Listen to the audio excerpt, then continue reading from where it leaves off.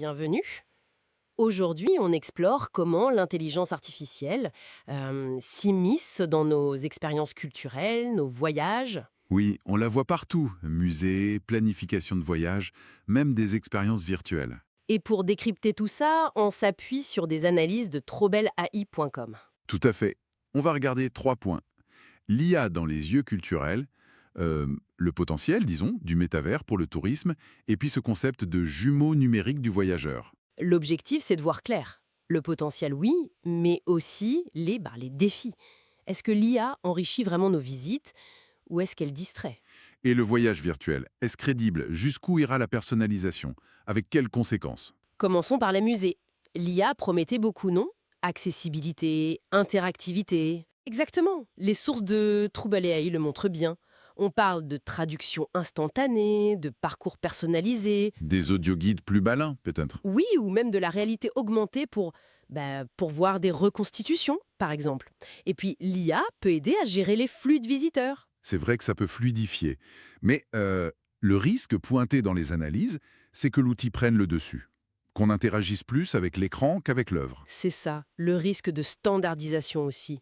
Un récit unique, dicté par l'algo. Et on perd la contemplation, l'émotion personnelle, on devient juste un utilisateur. C'est toute la question. Le visiteur dont on collecte les données, qu'on pousse peut-être vers le truc le plus instagrammable, l'IA doit rester une aide discrète, pas une médiation envahissante. Je vois. Cette idée de médiation, ça m'amène au métaverse touristique. On nous a promis des voyages immersifs depuis notre canapé. Ah, le métavers. L'enthousiasme initial était énorme, c'est vrai. Tourisme virtuel, décarboné, accessible.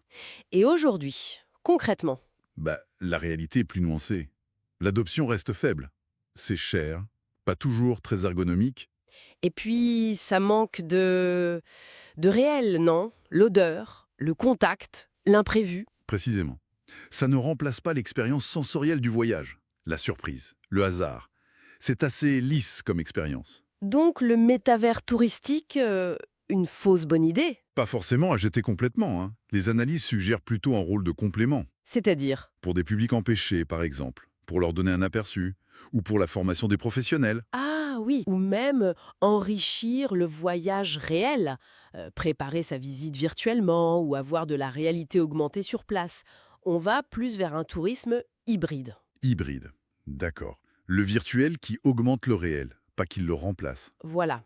Et pour finir, revenons à la personnalisation avec ce concept de jumeau numérique du voyageur, un double de nous-mêmes en version digitale. C'est un peu ça, une sorte de profil dynamique ultra détaillé, nos préférences, nos habitudes, notre historique, tout ça alimenté et analysé par l'IA. Pourquoi faire? Anticiper nos moindres désirs? L'idée, c'est d'anticiper les besoins, oui. Modifier un vol automatiquement en cas de retard, suggérer l'activité parfaite au bon moment. La promesse, c'est la fluidité absolue. Le potentiel de simplification est énorme, c'est sûr.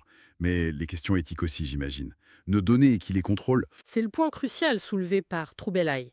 À qui appartient ce jumeau? À qui profite-t-il vraiment? Aux voyageurs ou aux plateformes? Le risque de dérive commerciale, de manipulation même. Exactement. L'équilibre est délicat entre l'assistance utile et, disons, la prédiction intrusive. Il faut de la transparence, le contrôle par l'utilisateur, la confiance, c'est la clé. Sinon, on perd la spontanéité, le plaisir de la découverte. On risque de perdre ce hasard qui fait le sel du voyage, oui, si tout est prévu, optimisé. Donc, pour résumer ce qu'on retient des analyses de troublai.com, l'IA est un outil puissant qui transforme déjà le tourisme et la culture. Personnalisation, optimisation. Oui, mais ça nous force à réfléchir.